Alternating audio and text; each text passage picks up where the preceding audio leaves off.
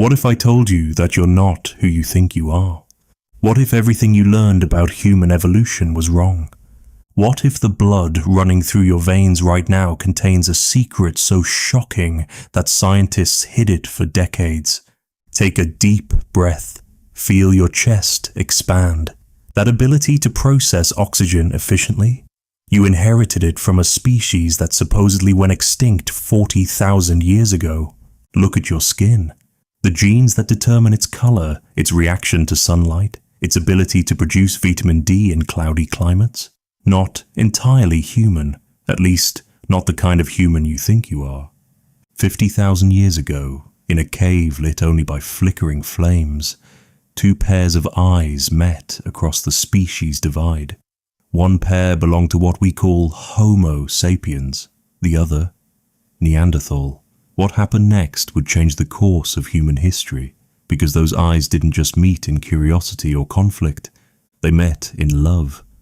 But this isn't a love story, it's a murder mystery. It's a war saga spanning 100,000 years. It's a tale of extinction and survival, of genius and brutality, of how we became the only humans left on a planet that once hosted at least 6 human species. Tonight, you're going to discover that you are not purely Homo sapiens. You're something more complex, more interesting, and more troubling. You're going to meet your ancestors, including the ones with the heavy brows, the massive muscles, and the genes that still influence whether you're a morning person or night owl. Scientists just cracked the code. December 2024. The results are in, and they change everything. We didn't replace the Neanderthals. We absorbed them. We didn't outcompete them. We outlasted them. Barely. We didn't prove our superiority. We proved that survival sometimes means becoming your enemy. If you have European ancestry, you're 2% Neanderthal. Asian, up to 4%. Think you're exempt because your ancestors never left Africa? Think again. You still carry their DNA through ancient back migrations. There's no pure human alive today, not one. We are all hybrids. We are all the children of that forbidden love in the firelight. And once you know the truth, once you see how deep this rabbit hole goes, you'll never look at yourself, your family, or your species the same way again. So buckle up, because you're about to discover why every racist on Earth is actually arguing against their own genes, why every human achievement includes Neanderthal contributions, why the story of us versus them is really the story of us becoming them. Welcome to When Neanderthals Met Humans, Clash of the Cousins. Welcome to the truth about yourself. The question isn't whether you're part Neanderthal. You are. The question is, are you ready to meet your real ancestors? Let's find out. The skeleton lay twisted in the cave floor, a stone spear point buried deep between his ribs. For 50,000 years, this Neanderthal man kept a secret that would shatter everything we thought we knew about human evolution. His name is Shanidar III, and he may be history's first murder victim. Picture this: Iraqi Kurdistan, 1960. Archaeologist Ralph Solecki brushes away millennia of dust in Shanidar Cave. What he uncovers isn't just another fossil, it's a crime scene frozen in time. The victim, a 40-year-old Neanderthal male. The weapon, a lightweight throwing spear, the signature technology of only one species, Homo sapiens. United States. But here's where it gets truly chilling. The wound shows signs of healing. This Neanderthal didn't die instantly. He survived for weeks, maybe months, with that spear point lodged in his chest, slowly dying from infection as his lung collapsed. Someone or something wanted him to suffer. Dr. Stephen Churchill from Duke University became obsessed with solving this prehistoric cold case. Using pig carcasses and replica weapons, he tested every possible scenario. The results sent shockwaves through the scientific community. the angle of entry, the clean puncture, the lack of shattering. Everything pointed to one conclusion. This wasn't a hunting accident. This wasn't Neanderthal on Neanderthal violence. This was deliberate. This was personal. And this was us. For the first time, we had forensic evidence of what might be humanity's original sin, the systematic killing of our evolutionary cousins. But Shanidar 3 was just the beginning. Across Europe and Asia, more evidence emerged. Skulls with suspicious fractures, bones with cut marks suggesting cannibalism, mass graves where Neanderthal remains showed signs of violence. The comfortable story we told ourselves, that Neanderthals simply couldn't compete with our superior intelligence, was crumbling. The truth was far darker. We didn't outthink them. We might have murdered them. But wait, if we killed them, why do you carry their DNA in our cells today? How can you wage war against a species while simultaneously falling in love with them?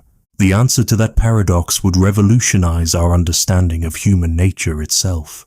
Because Shanidar 3 wasn't just a murder victim, he was a messenger from the past, warning us about the darkness in our own hearts. And his story, it's really our story, the story of how modern humans became the only humans left on Earth. Tonight, we're going to solve a murder mystery 50,000 years in the making. We're going to meet our cousins, our competitors, our lovers. We're going to discover why every single person watching this, yes, you, is part Neanderthal. This is the story of when Neanderthals met humans, when cousins clashed, when love and war collided in the caves of prehistory. And trust me, by the end of this journey, you'll never look at yourself in the mirror the same way again. Imagine the moment. A misty morning, 200,000 years ago, a group of strange beings emerges from the African savanna, moving north into unfamiliar territory. Tall, slender, with high foreheads and sharp chins, they carry lightweight spears and move with an unsettling confidence. These are the first modern humans to leave Africa. Now picture who's watching them from the shadows. Stockier figures with massive brow ridges and barrel chests, muscles rippling under pale skin. They've ruled Europe and Asia for 300,000 years. They are the Neanderthals, and they're about to meet their destiny. This wasn't supposed to happen. For hundreds of thousands of years, two separate human species evolved on different continents. Neanderthals adapted to Ice Age Europe, developing sturdy bodies, large noses to warm frigid air, and pale skin to absorb scarce sunlight. Meanwhile, in Africa, our ancestors evolved differently. Gracile bodies built for running, dark skin for tropical sun, and something else. Something that would change everything. We developed what scientists call cognitive fluidity, the ability to combine different types of thinking in new ways. Where Neanderthals made the same tools for 200,000 years, we constantly innovated. Where they lived in small family groups, we built vast social networks. Where they stayed in one territory, we had an insatiable urge to explore. But here's what nobody expected. When these two human species first met, Neanderthals had every advantage. They knew the terrain. They'd survived ice ages that would have killed us. Their bodies were stronger. Fossil evidence shows they were pound for pound more muscular than modern bodybuilders. A Neanderthal handshake could crush your fingers. So what happened in that first encounter? The archaeological record gives us tantalizing clues. At sites across the Middle East, we find something remarkable. Layers of Neanderthal tools, then modern human tools, then Neanderthal again. Back and forth, back and forth. For 100,000 years. This wasn't the quick conquest we once imagined. This was a stalemate. Dr. Chris Stringer from London's Natural History Museum puts it bluntly. Early modern humans didn't sweep into Europe and wipe out the Neanderthals. They tried to colonize. They failed. They retreated. They tried again. They failed again. The evidence is everywhere. At Kafsa Cave in Israel, modern humans lived 100,000 years ago, then vanished. Neanderthals moved back in. At Skull Cave, the same pattern. Modern human advancement, Neanderthal return. It's like watching a 100,000-year game of territorial chess. But something else was happening during these encounters. Something that would leave permanent marks on both species. In those contested borderlands, in those moments when territories overlapped, when two types of humans met face to face. Something unexpected occurred. They didn't always fight. Sometimes, in the firelight of shared caves, with the Ice Age winds howling outside, two pairs of eyes would meet across the species divide. And in those moments, the future of humanity would change forever. Because we were about to discover that Neanderthals weren't the brutes we imagined, and they were about to discover that we weren't the weaklings we appeared to be. The collision of two human worlds had begun, and neither species would ever be the same. Forget every war you've ever heard of. The 100 Years' War, Child's Play, World War II, a blip. The longest conflict in human history lasted 1,000 centuries, and the combatants weren't nations or ideologies. They were two species of human, locked in a struggle that would determine the future of our planet. The evidence is written in bone and stone across 3 continents. Skull fractures, parry wounds on forearms, defensive injuries from blocking blows, embedded spear points, mass graves. This wasn't occasional skirmishing. This was systematic warfare on a timescale that defies comprehension. Dr. Nicholas Longrich from Bath University doesn't mince words. The archaeological evidence paints a dark picture. Both species show trauma patterns consistent with interspecies violence. Young males especially, the warriors, show injury rates that would make a Vietnam field hospital look peaceful. But this war was unlike anything in recorded history. No generals, no battle plans, no peace treaties, just generation after generation of territorial conflict playing out in slow motion across millennia. The front lines shifted with glacial patience. During warm periods, modern humans pushed north from Africa and the Middle East. During ice ages, Neanderthals pushed back, their cold-adapted bodies giving them the advantage. Back and forth, like the world's slowest tennis match, with extinction as the prize. Here's what made this war so strange. Both sides kept stealing each other's weapons. At Howison's Port in South Africa, 65,000 years ago, modern humans suddenly start making tools using Neanderthal techniques. In Europe, Neanderthals begin crafting jewelry and art, behaviors associated with modern humans. It's like Yankees and Confederates swapping uniforms mid-battle. The geography tells the story. Neanderthals held defensive positions in cave systems across Europe, Vindija in Croatia, Mesmaiskaya in the Caucasus, El Cedron in Spain. These weren't random homes. They were fortresses, controlling river valleys and migration routes. Modern humans, meanwhile, favored open-air camps, maintaining mobility and communication networks. But the real shock came from genetic evidence. In 2010, scientists discovered something that rewrote the entire narrative. We carry Neanderthal DNA. The enemies were also lovers. The war zones were also meeting places. Every battle line was also a potential romance. This created a paradox that haunts us still. How do you wage genocidal war against a species while simultaneously creating children with them? How do you demonize an enemy whose genes you carry? The answer might lie in what anthropologists call competitive exclusion. Two similar species can't occupy the same ecological niche indefinitely. Like lions and tigers, wolves and dogs, one must yield or perish. But unlike those examples, Neanderthals and modern humans were close enough to breed, close enough to love, close enough to hate. The war reached its climax 45,000 years ago. Climate catastrophe, Heinrich Event 4, plunged Europe into brutal cold. Resources became scarce, territories shrank, the comfortable buffer zones between species disappeared. It was time for final solutions. And that's when modern humans deployed their secret weapon. Not better spears, not stronger muscles. Something far more devastating, the ability to lie. Language, abstract thinking, and social cooperation gave us something Neanderthals possibly lacked. The ability to form massive alliances based on shared myths. We could convince strangers we'd never met to fight alongside us. We could plan ambushes, we could betray.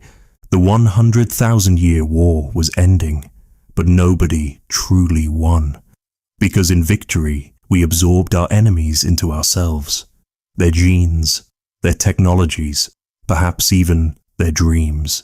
We became the sole survivors of humanity's longest war. But we also became something else.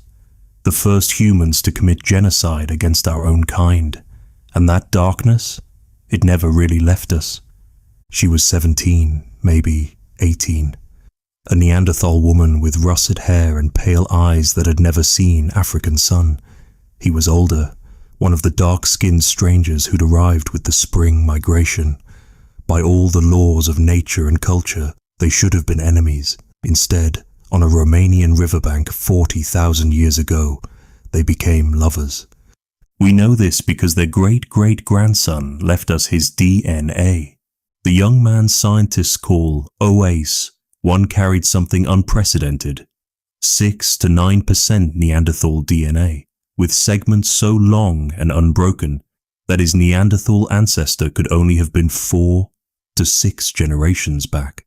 A great-great-grandmother or grandfather. This wasn't distant prehistoric mingling. This was a family photo album written in genetic code. When we first saw the data, we couldn't believe it, admits Dr. David Reich from Harvard.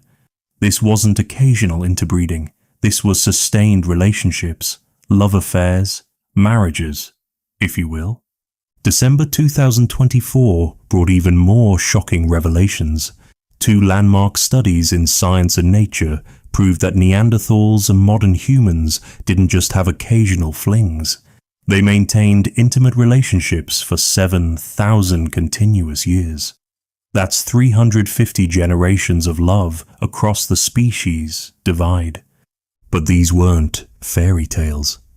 The genetic evidence tells darker stories too. Consider this. We find Neanderthal DNA in our cell nuclei, but not in our mitochondria. The DNA passed only through mothers. The pattern is stark and disturbing. It suggests most successful hybrid children came from Neanderthal males and modern human females. The reverse pairing. Those children rarely survived to reproduce. Dr. Fernando Mendez discovered why. Neanderthal Y chromosomes carried mutations that triggered immune responses in modern human mothers. Miscarriages, infant mortality. The price of love across species boundaries was often death, yet they kept trying. At Denisova Cave in Siberia, archaeologists found evidence of a teenage girl who was herself a hybrid. Her mother was Neanderthal, her father Denisovan, another archaic human. 3 human species mingling in one cave, creating children who embodied the complexity of Ice Age relationships. The archaeological record hints at these prehistoric love stories. Shared hearths where both tool technologies appear. Neanderthal sites with modern human ornaments. Modern human burials with Neanderthal-style grave goods, like finding a Yankees cap in a Red Sox locker room, evidence of intimacy that transcended tribal boundaries. But perhaps the most poignant evidence comes from Israel's Kafsa cave. A modern human child buried 100,000 years ago, laid to rest with deer antlers, a Neanderthal burial tradition. Someone who knew both customs, who moved between both worlds, who loved a child enough to honor both heritages. These relationships face challenges we can barely imagine. Communication barriers. Did they share enough language to whisper endearments? Cultural conflicts. What happened when hunting strategies clashed? Social rejection. How did their respective tribes react? The male hybrids often faced the cruelest fate. Many were likely sterile, genetic dead ends in societies where reproduction meant survival. Imagine being the only one of your kind, forever childless, belonging fully to neither world. Yet love persisted. For 7,000 years, despite the wars, despite the biological barriers, despite the approaching extinction, two types of humans found each other in the darkness. Every person of non-African descent carries the proof in their cells, an average of 2% Neanderthal DNA, but some populations carry up to 4%. These percentages represent real people, real relationships, real heartbreak. A Neanderthal mother watching her hybrid child struggle to breathe. A modern human father teaching his thick-browed son to throw a spear. Lovers separated by migration. Reunions that never came. In the end, Neanderthal genes survived only through these forbidden loves. Their species died, but their legacy lived on in the children of their enemies. It's history's greatest irony. The only victors in humanity's longest war were the lovers. They were genetic impossibilities, biological paradoxes, children born from unions that nature should have prevented. Yet here they were, hybrid humans, carrying bloodlines from two species, walking proof that the boundaries between Neanderthal and Homo sapiens were more fluid than anyone imagined. Meet the ghosts who haunt our DNA. The first shock came from a French cave. Scientists analyzing a child's remains from Lagardère found something that shouldn't exist, a skeleton showing both Neanderthal and modern human features. Dated to 24,500 years ago, thousands of years after Neanderthals supposedly went extinct. This 4-year-old boy wasn't just a hybrid, he was proof that interbreeding continued long after we thought it ended. We call them the invisible people, explains Dr. Carles Lalueza-Fox from Barcelona's Institute of Evolutionary Biology. They don't fit our neat categories. Too Neanderthal to be modern human, too modern to be Neanderthal. They lived between worlds. But living between worlds meant facing challenges we're only beginning to understand. Hybrid males often suffered from reduced fertility, the same problem we see in mules, ligers, and other cross-species offspring. The Y chromosome incompatibilities that plagued their parents hit them hardest. Many couldn't have children at all. Imagine their social position. In societies where your value came from contributing to the next generation, sterile males were genetic dead ends. Did they become shamans, leveraging their otherness? Warriors, channeling frustration into violence? Or outcasts, forever wandering between tribes that never fully accepted them? The females fared better, genetically speaking. They could reproduce, passing on their mixed heritage, but even they faced unique challenges. Modern pregnancy lasts 40 weeks. Neanderthal pregnancies may have been longer, their babies' larger heads requiring more development time.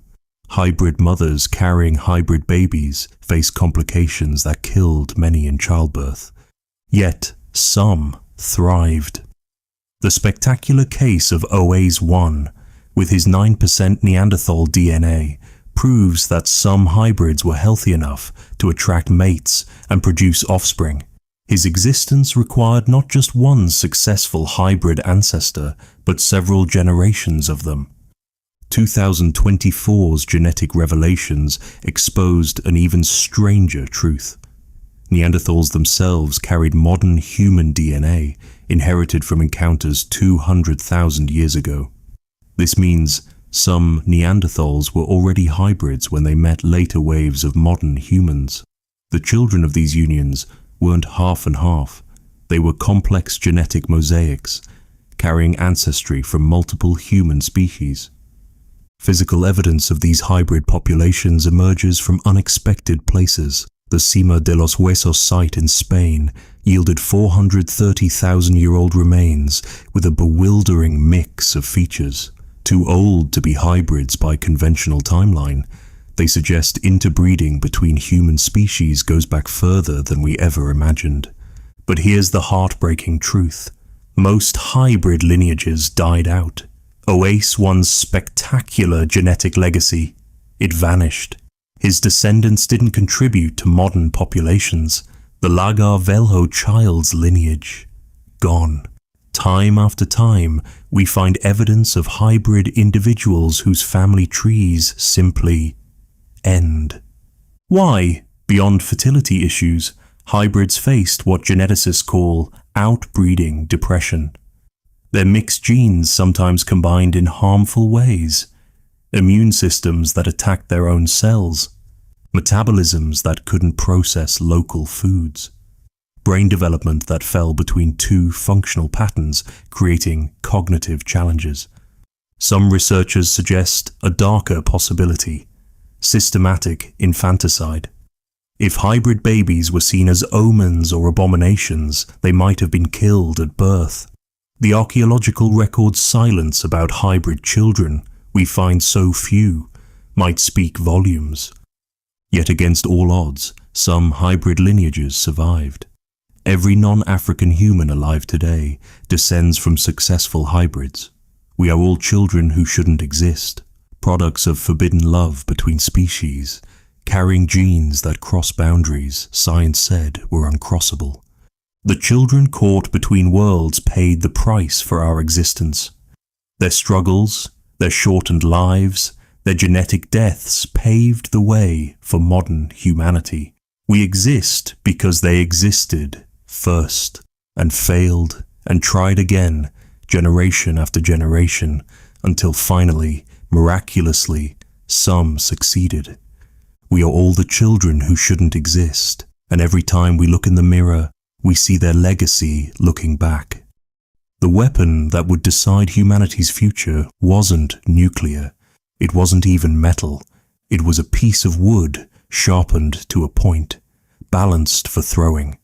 And 50,000 years ago, it gave our ancestors the edge that would doom an entire species.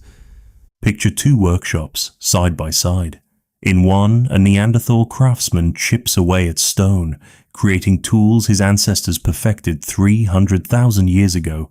Each strike is precise, practiced, perfect. In the other workshop, a modern human experiments with something new, a throwing stick that multiplies the force of a spear. One represents perfection, the other, innovation. Guess which one survived? Neanderthals were the ultimate conservatives, explains Dr. April Nowell from the University of Victoria. They found something that worked and stuck with it for hundreds of thousands of years. Modern humans? We couldn't stop tinkering if our lives depended on it. Turns out, they did. The technological arms race between our species reads like prehistoric science fiction. Neanderthals dominated close combat weapons, thrusting spears that required incredible strength and courage to use. You had to get within arm's reach of a mammoth or cave bear. Their skeletons bear witness: crushed ribs, pierced shoulders, trauma patterns identical to modern rodeo riders. Modern humans played a different game. Projectile weapons, throwing spears, and later, spear throwers called atlatls let us kill from 30 yards away. When Neanderthals charged in for close combat, we picked them off from a distance. It was Bronze Age tactics versus Stone Age courage. But here's where it gets interesting. Neanderthals weren't stupid. They saw our innovations and tried to copy them. At sites across Europe, we find Neanderthal attempts at projectile points, bone tools, even jewelry, all appearing suddenly after modern human contact. They were learning from their enemies. The most spectacular example comes from France's Grotte du Renne. Here, Neanderthals created sophisticated ornaments, pierced teeth, ivory rings, bone tools, using techniques clearly borrowed from modern humans. But look closer and you see the tragedy. The tools are slightly wrong, the techniques not quite mastered, like someone trying to copy an iPhone with stone tools. Meanwhile, we were stealing their secrets too. Neanderthal adhesive technology, mixing pine resin with beeswax and ochre to create prehistoric superglue, suddenly appears in modern human toolkits. Their cold weather clothing designs, perfected over millennia, became ours overnight. The real technological revolution wasn't in the tools themselves, but in how fast we could spread innovations. A Neanderthal innovation might take 50,000 years to travel from Spain to Croatia. Modern humans? We had trade networks spanning continents. A new weapon design could spread from Africa to Siberia in a single generation. Dr. Stephen Churchill's experiments revealed the devastating effectiveness gap. A Neanderthal thrusting spear delivered massive trauma but required close contact. A modern human throwing spear caused less damage but could be used repeatedly from safe distances. In a one-on-one fight, a Neanderthal would win. In a battle, modern humans dominated.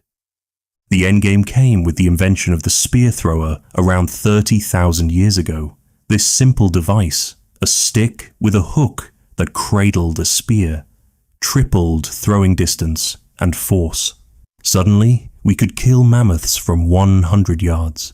Neanderthals, still bound to their traditional weapons, became sitting ducks. Yet the saddest archaeological discoveries are the hybrid tools, weapons that blend both technologies, probably made by mixed communities trying to combine the best of both worlds.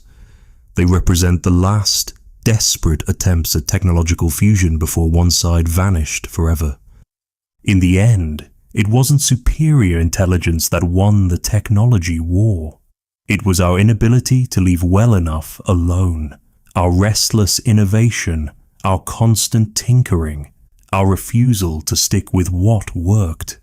The very traits that make modern humans so frustrating, never satisfied, always changing things, saved our species. Neanderthals built tools to last forever. We built tools to replace tomorrow. Guess which philosophy survived? The last Neanderthals on Earth huddled in caves overlooking the Mediterranean, watching the sun set on their species.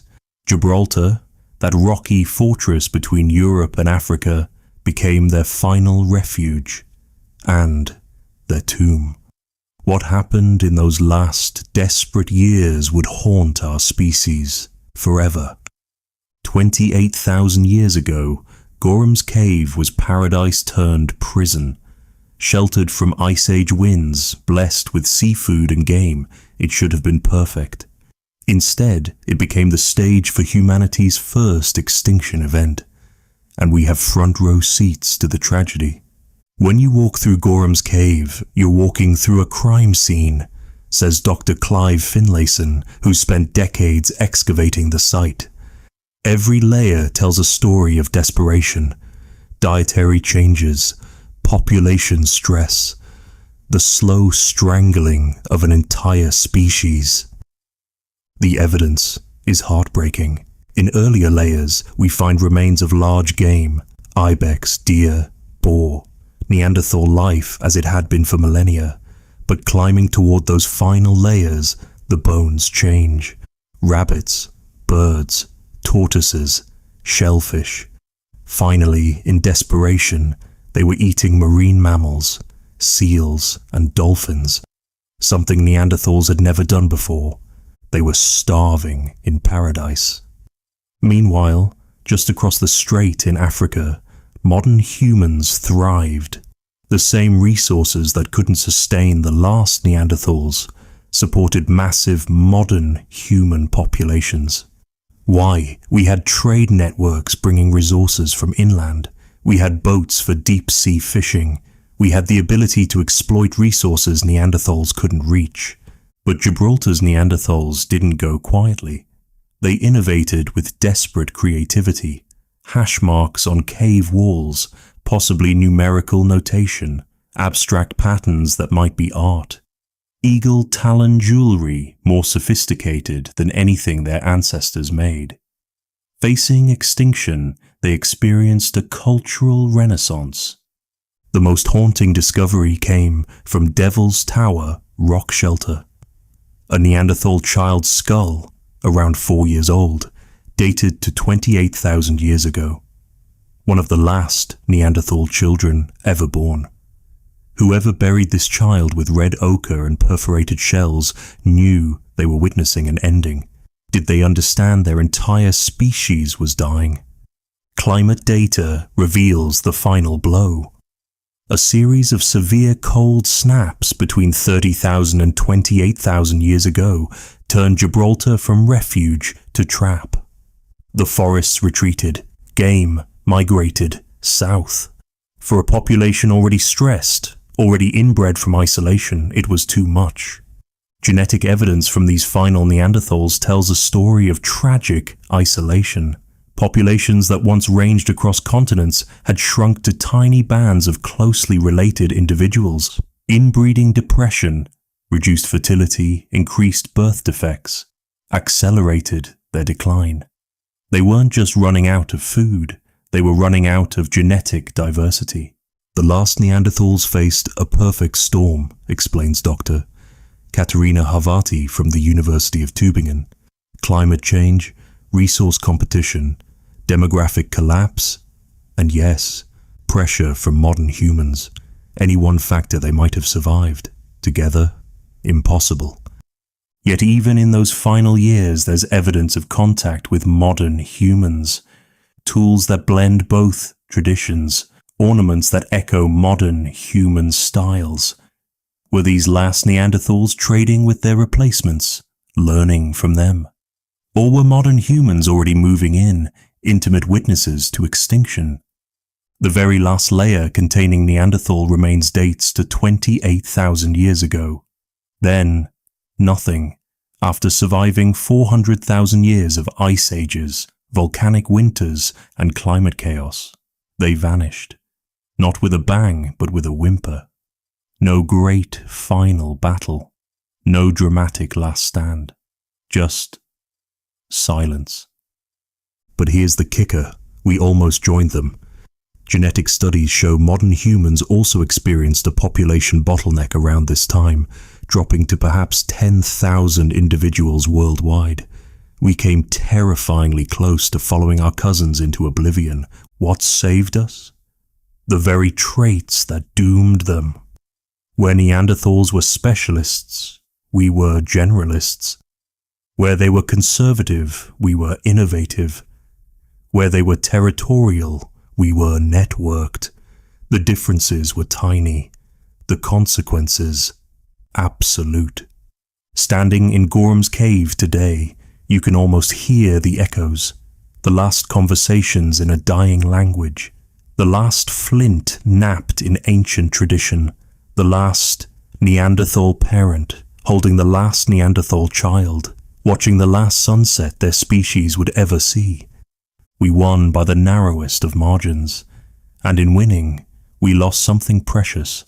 The only other humans who truly understood what it meant to be human. Their ghosts haunt Gibraltar still, reminding us that extinction is always just one perfect storm away. In a German valley 400,000 years ago, something extraordinary happened. An elderly Neanderthal, his spine twisted with arthritis, his teeth worn to nubs, took a fatal fall. By all rights, his story should have ended there. Instead, His companions carried his broken body to a deep pit, arranged him carefully, and created humanity's first known funeral. This is the Neanderthal story their bones tell, not of brutes, but of beings who cared for their elderly, healed their sick, and mourned their dead. And the more we uncover, the more we realize we've been telling their story wrong. Every skeleton has a biography, says Dr. Penny Spickins from the University of York. And Neanderthal biographies consistently show something remarkable: compassion that matches or exceeds our own. Take Shanidar one, nicknamed Nandi. This Neanderthal male survived to 45 despite disabilities that should have killed him in infancy. A blow to his head in youth left him partially blind and brain damaged. His right arm withered from paralysis. His right leg was deformed. He was deaf. In a brutal Ice Age world, he should have died decades earlier. He didn't. His people fed him, protected him, found roles he could fulfill despite his limitations. For 30 years after his injuries, his community said through actions what they couldn't say in words. You matter. You belong. We won't leave you behind. Or consider La Chapelle aux Saints, the infamous Old Man of La Chapelle. When discovered in 1908, his bent spine and worn teeth were used to portray all Neanderthals as primitive or hunched brutes. Modern analysis reveals the truth.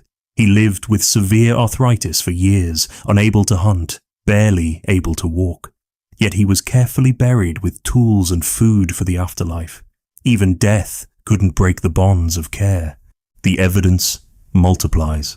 At Dederia Cave in Syria, a 2-year-old with severe brain abnormalities was buried with a limestone slab carefully placed over his head. Protection for a journey his people believed he was taking.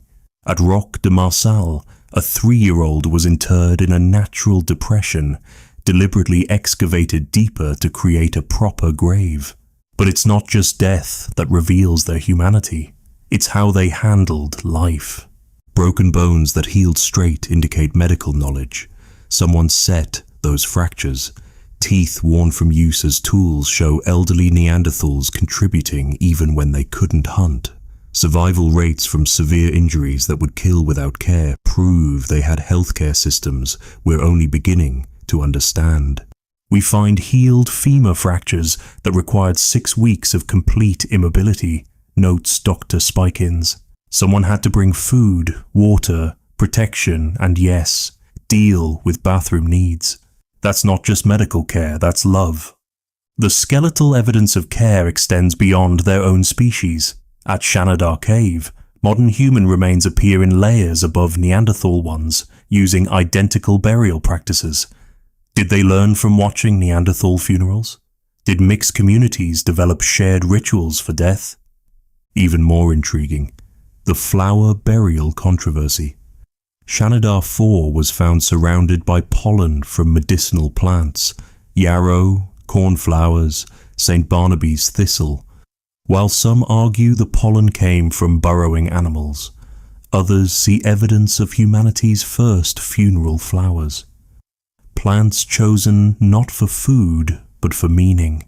The violence between our species is written in bones too. Trauma patterns, weapon injuries, evidence of raids.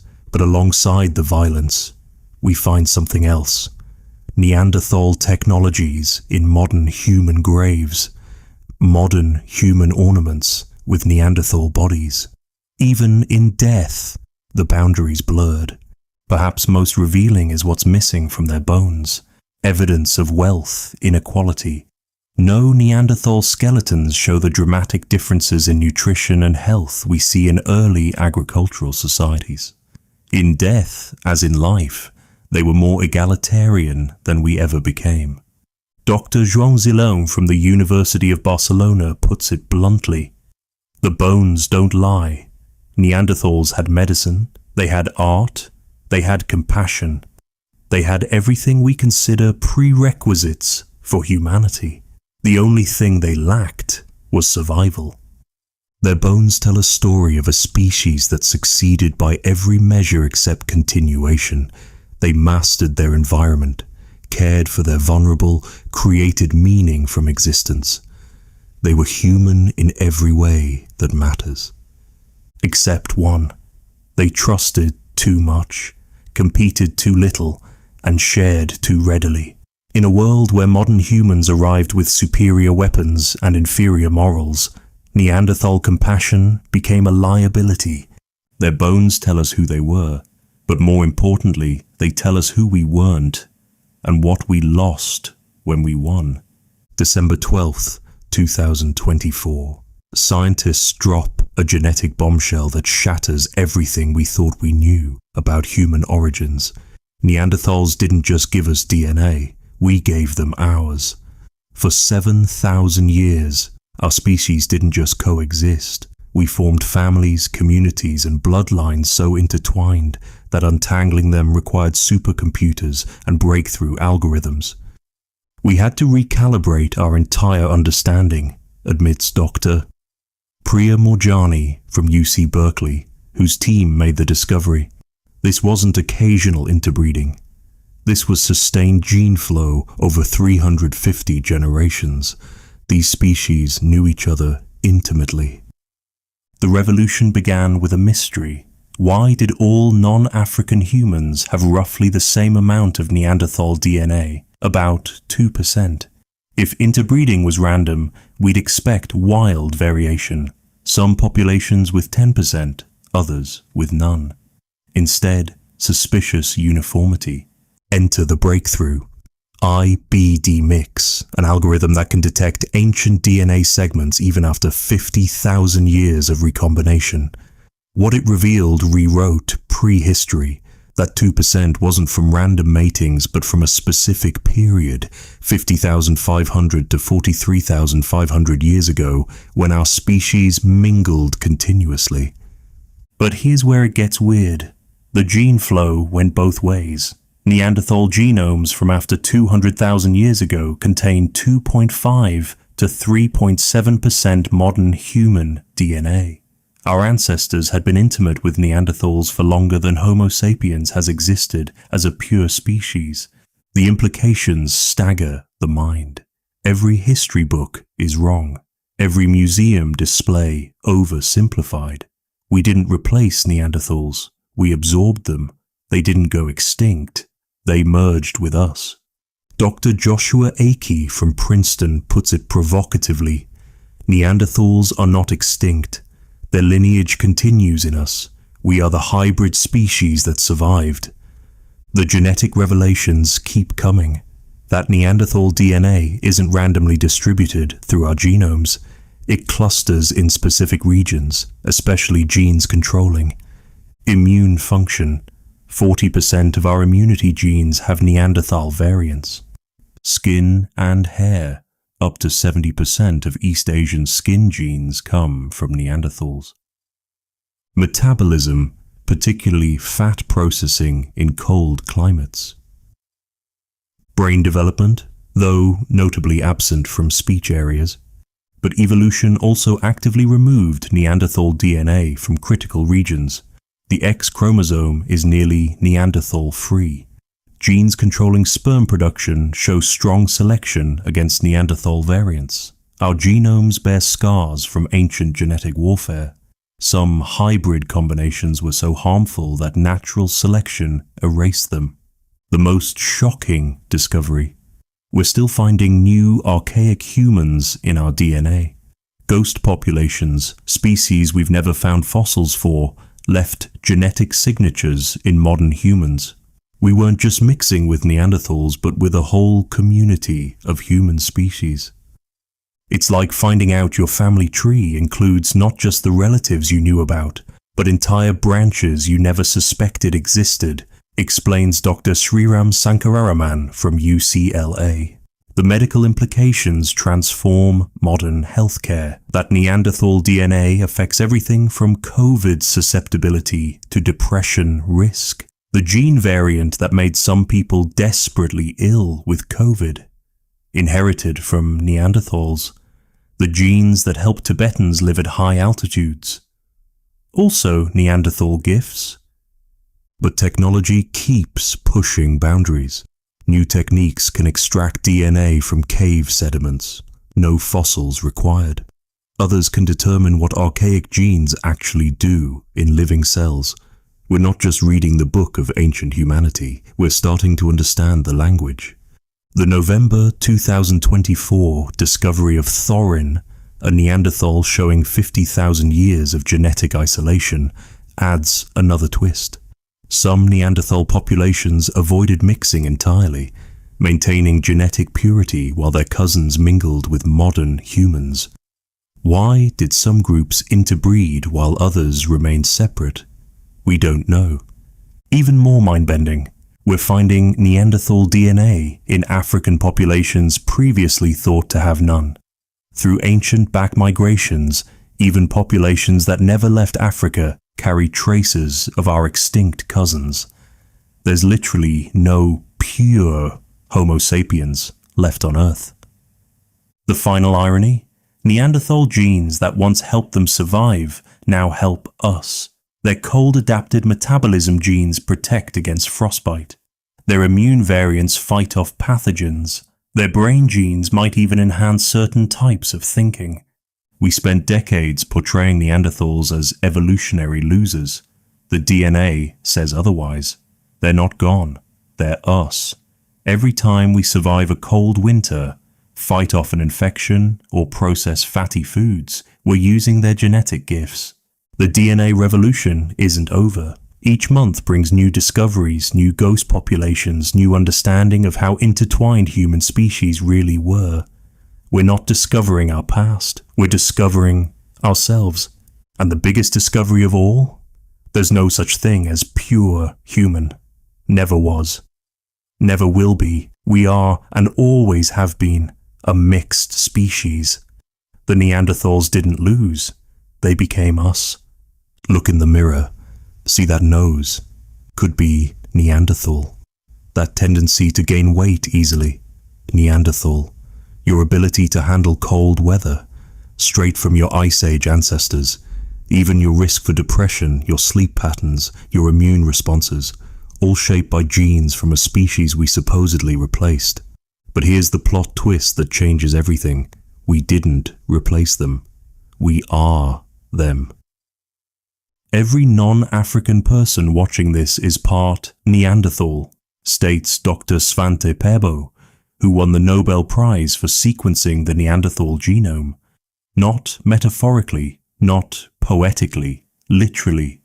You carry their genes, their mutations, their evolutionary adaptations. You are living proof that Neanderthals never went extinct. The numbers tell an incredible story. If you have European ancestry, you're about 2% Neanderthal. East Asian, up to 2.8%. Indigenous American, similar levels inherited from Asian ancestors. Even populations we thought were Neanderthal-free, sub-Saharan Africans, carry about 0.3% through ancient back migrations. But percentages don't capture the reality. That 2% isn't evenly distributed. In some gene regions, you might be 70% Neanderthal, in others, 0. Evolution kept the beneficial genes and discarded the harmful ones. We're not random hybrids, we're carefully curated genetic libraries preserving the best of both species. Take a moment to appreciate what this means. Your great-great-grandmother, multiplied by about 2,000 generations, might have been full Neanderthal. When you catch a cold, Neanderthal genes help fight it off. When you metabolize fat, Neanderthal enzymes do the work. When your skin adapts to sunlight, Neanderthal mutations guide the process. We are walking, talking monuments to prehistoric love. But it goes deeper than biology. New research suggests Neanderthal genes might influence personality traits. The gene variants associated with being a morning person, more common in people with higher Neanderthal ancestry, tendency toward introversion, might be your inner Neanderthal, Even certain types of intelligence could be influenced by archaic genes. We used to think of evolution as replacement, explains Dr. Tony Capra from UCSF. Now we know it's more like remixing. We're the greatest hits album of human evolution. The medical implications transform how we think about health. That back pain plaguing millions.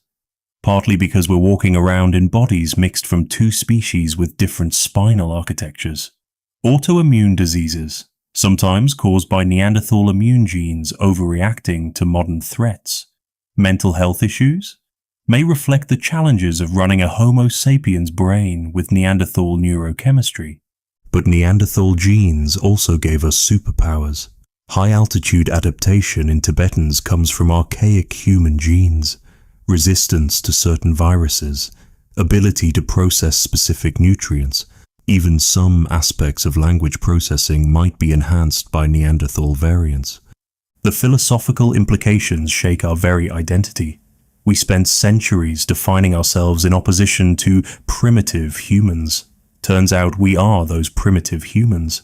Every racist ideology based on genetic purity becomes laughable when you realize we're all mutts at the species level. Dr. John Hawkes from the University of Wisconsin puts it perfectly. There's no pure human population, no master race, no genetic chosen people. We're all hybrids. We're all immigrants from somewhere else. We're all carrying genes from species we used to think were inferior. Looking forward, the Neanderthal within us isn't done surprising us. As we face new diseases, climate change, and unknown challenges, genes that lay dormant for millennia might suddenly become crucial. The COVID pandemic showed this. A Neanderthal gene variant determined who lived and who died. We're entering an era where we can activate or deactivate archaic genes, potentially awakening dormant Neanderthal traits. Imagine choosing to express Neanderthal muscle-building genes for athletics, or their cold resistance for Arctic exploration. We might become more Neanderthal by choice. But perhaps the most profound realization is this. Every human achievement includes Neanderthal contributions. The art, the music, the technology, the civilizations we built, all created by hybrid minds combining the best of both lineages. Michelangelo painting the Sistine Chapel, part Neanderthal. Einstein developing relativity, part Neanderthal. You, watching this, part Neanderthal. We tell stories of conquest, but the truth is absorption. We tell stories of superiority, but the truth is synthesis. We tell stories of us versus them, but the truth is we are them. The Neanderthals won by losing. They achieved immortality through integration. Every human birth is their victory. Every human achievement, their legacy. So the next time someone calls you a Neanderthal, say thank you. It's not an insult, it's a fact. We are all Neanderthals now. And that's the most human thing about us.